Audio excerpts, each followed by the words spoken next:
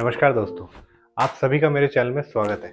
दोस्तों part 1 video में हमने कोशिश की थी आप लोगों को ये समझाने की कि कार्पल टनल सिंड्रोम क्या होता है, इसको पूरी तरीके से एक्सप्लेन करने की कोशिश की थी।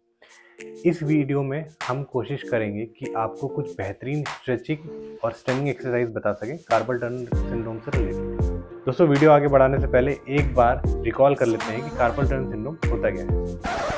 कार्पल टनल सिंड्रोम का हम दूसरा नाम अगर कहें तो ये मीडियन नर्व कंप्रेशन भी होता है और ये आपको रिस्ट में होता है। रिस्ट मतलब आपकी कलाई में, कलाई के एरियाज में होता है। एक बैंड होता है हमारे यहाँ पर, उसको हम क्या बोलते हैं, इसमें मेंशन कर रहे हैं कि फ्लेक्सर रेटिकुलम एक बैंड है, ठीक है।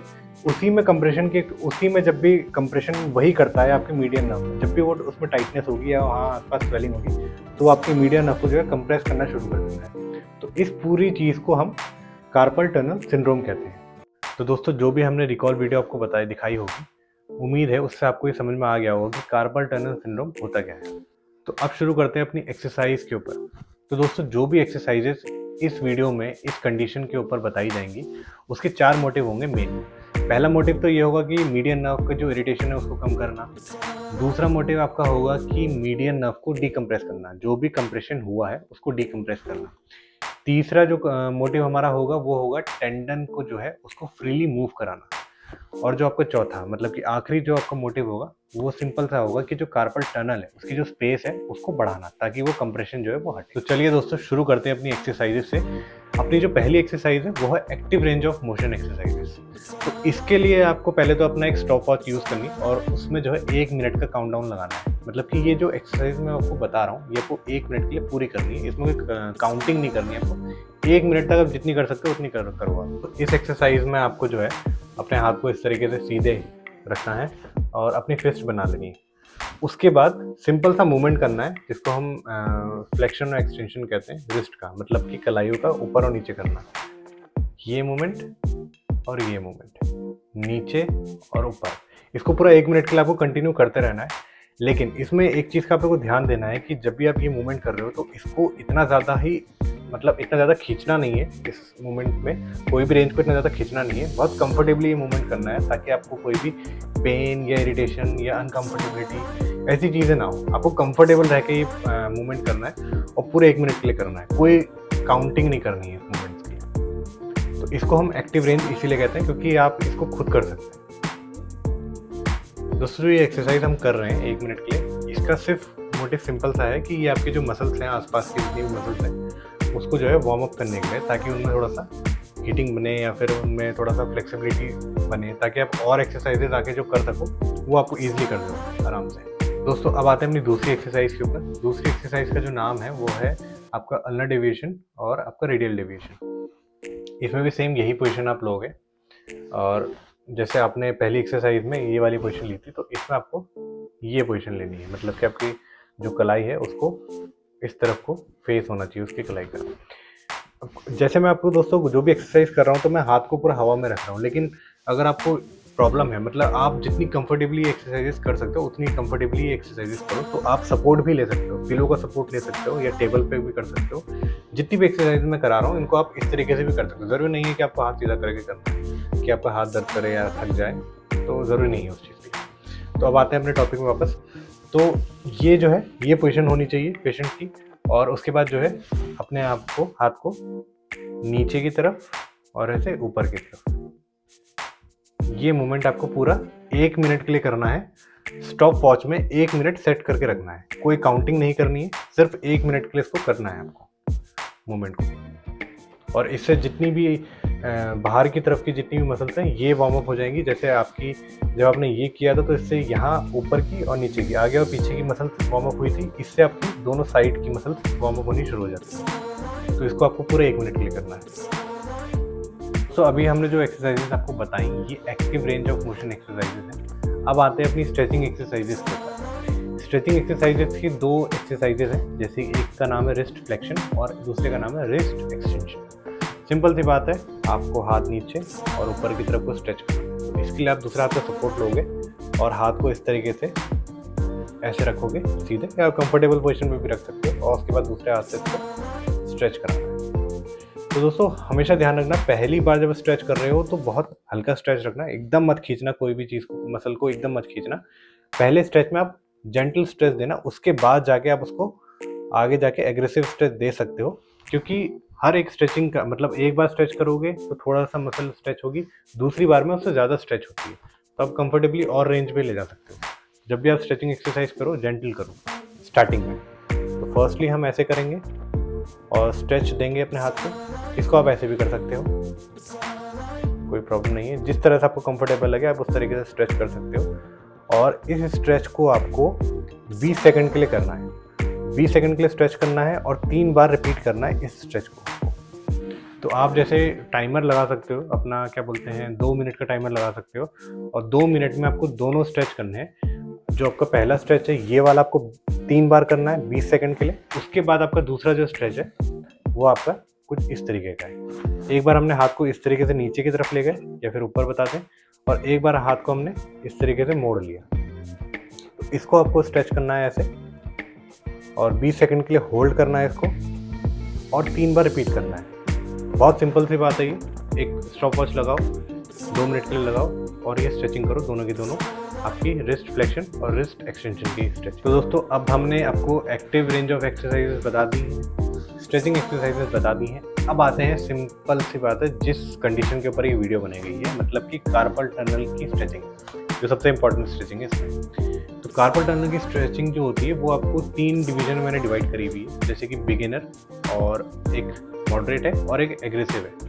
तो एग्रेसिव में क्यों बोल रहा हूँ, क्योंकि एग्रेसिव ऐसा है कि कुछ पेशेंट्स को अनकंफर्टेबल लगती है स्टार्टिंग में करने में, तो वो बिगिनिंग से स्टार्ट कर सकते हैं और उसको हल्के हल्के बढ़ा सकते हैं। तो दोस्तों शुरू करते हैं अपनी बिगिनर वाली एक्सरसाइज से, कार्पल टनल सिंड्रोम की स्ट्रेचिंग एक्सरसाइज में। तो पहले में हमें क्या करना है कि अपने हाथ को इस तरीके से रखना है और ये पोजीशन रखनी है, मतलब कि आप देख सकते हो हाथ ऐसे, और ये इस तरीके से आपका कलाई जो है ऊपर की तरफ आ जानी चाहिए। उसके बाद आपको जो है अपने थंब को जो है पीछे की तरफ को स्ट्रेच करना है ऐसे, और इसको जो है आपको यहाँ पर स्ट्रेच फील होना चाहिए इस साइड पे। और स्टॉप वॉच में आप 1 मिनट के लगा सकते हैं। 20 सेकंड का स्ट्रेच करना है आपको और 3 टाइम करना है ये स्ट्रेच, मतलब कि 3 बार ये रिपीट करना है और 20 सेकंड के लिए करना है स्ट्रेच। ये बिगिनर वाली है, कार्पल टनल सिंड्रोम की स्ट्रेच जो है ये बिगिनर वाला है। इसके बाद आपका मॉडरेट और आपका एग्रेसिव भी आता है। तो जिसको एग्रेसिव करने में प्रॉब्लम होती है वो ये बिगिनर वाला कर सकता है। अब आते हैं हम अपनी मॉडरेट वाली स्ट्रेचिंग पे, कि मॉडरेट स्ट्रेचिंग कैसी होती है। मॉडरेट स्ट्रेचिंग में आपको जो है आपकी जो ये 2 फिंगर्स हैं इस पे जो है इसको स्ट्रेच करना है आपको। तो आप इसको इस तरीके से भी स्ट्रेच कर सकते हैं, ऐसे भी स्ट्रेच कर सकते हैं और ऐसे भी स्ट्रेच कर सकते हैं। जैसे आपको कंफर्टेबल लगे आप उस तरीके से स्ट्रेच कर सकते हैं। और इसको भी सेम 20 सेकंड के लिए ही स्ट्रेच करना है आपको और 3 बार रिपीट करना है, मतलब कि पूरे 1 मिनट के लिए ये स्ट्रेचिंग प्रोसेस चलेगा आपका।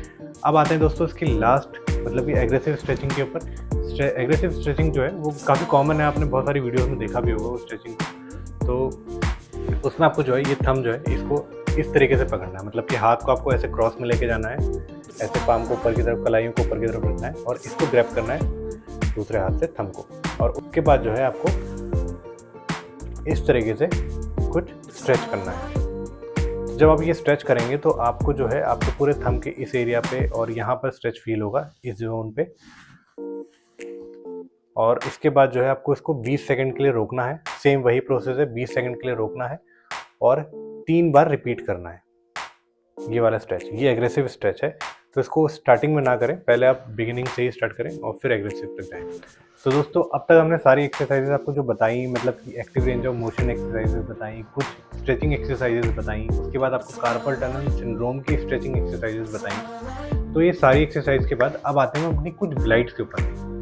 मतलब कि आपको मैंने पहले स्टार्टिंग वीडियो में बताया है कि यहाँ पर से कुछ टेंडन्स भी जाते हैं नर्व के साथ साथ, मीडियन नर्व के साथ साथ। तो इन टेंडन्स को आपको ग्लाइड करने के लिए, ताकि ये जो टेंडन है ये फ्रीली मूव कर सकें और आपका जो स्पेस है वो बढ़े। जो मैंने आपको मोटिव बताया था वही मोटिव की बात कर रहा हूँ मैं। तो ये जो स्पेस है वो बढ़े, उसके लिए कुछ एक्सरसाइज वो ग्लाइड्स होती हैं जिनको हम कहते हैं आईपी ग्लाइड्स कहते हैं और एमसीपी ग्लाइड्स कहते हैं। तो सबसे पहले आईपी ग्लाइड्स की बात करते हैं। तो आईपी ग्लाइड्स में क्या है, आपको हाथ को कुछ इस तरीके से रखना है ऐसे, और उसके बाद जो है अपने इन फिंगर्स को कुछ इस तरीके से मोड़ना है।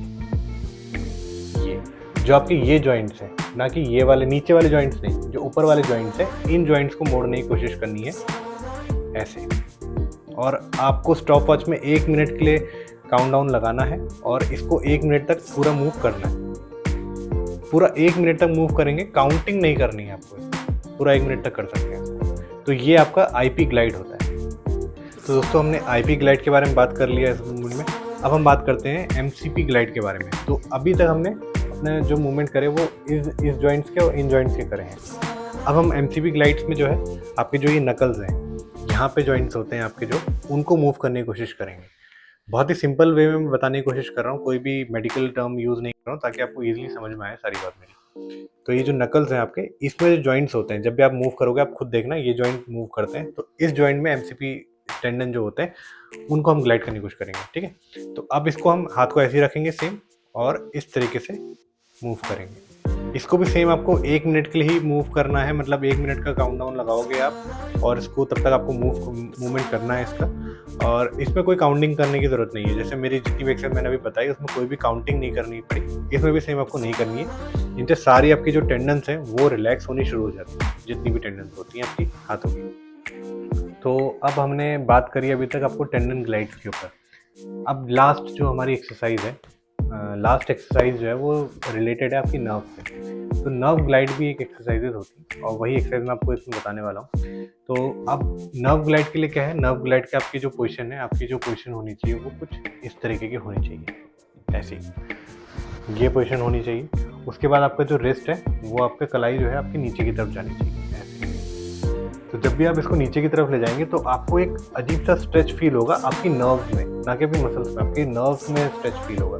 आपकी जितनी भी नर्व्स है यहाँ पर, ये आपकी स्ट्रेच होनी शुरू हो जाती है। तो इसको आपको हम नर्व ग्लाइड कहते हैं। ऐसे हम इसको मूव कराएंगे नीचे की तरफ, और इसको आपको 10 सेकंड के लिए होल्ड करना है इस मूवमेंट को। और इसको 3 से 5 बार आप कर सकते हो रिपीट, ग्रेजुअली बढ़ा सकते हो, लेकिन 3 से 5 बार ही करो तो ज़्यादा बेटर है। ये मूवमेंट है जो आपकी नर्व ग्लाइड में आता है।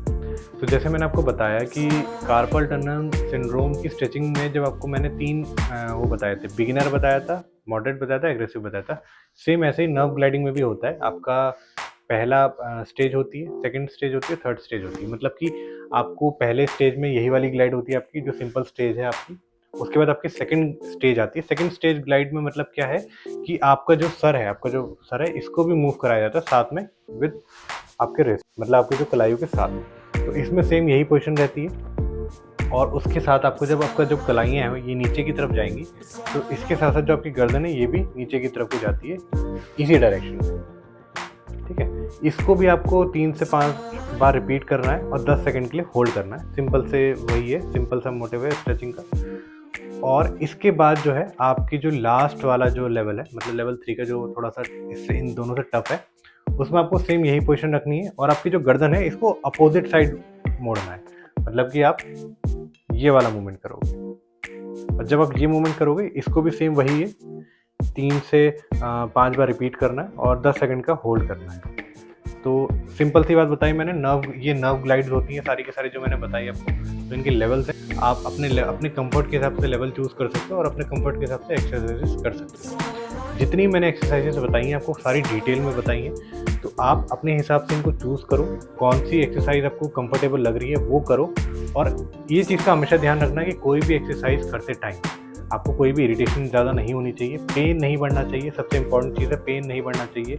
और आपकी जो कंप्रेशन है वो एग्रीवेट नहीं होना चाहिए। कोई भी चीज़ अगर ऐसी हो रही है तो आपने नियर बाय आप हेल्थ प्रोफेशनल से कांटेक्ट ज़रूर करिए, अपने डॉक्टर से कांटेक्ट ज़रूर करिए। और बाकी आप ये स्ट्रेचिंग एक्सरसाइज एक बार ज़रूर करके ट्राई करना, और मुझे कमेंट सेक्शन में ज़रूर बताना अगर आपको ये एक्सरसाइज पसंद आई है तो। तब तक के लिए धन्यवाद। Thank you so much. नमस्कार।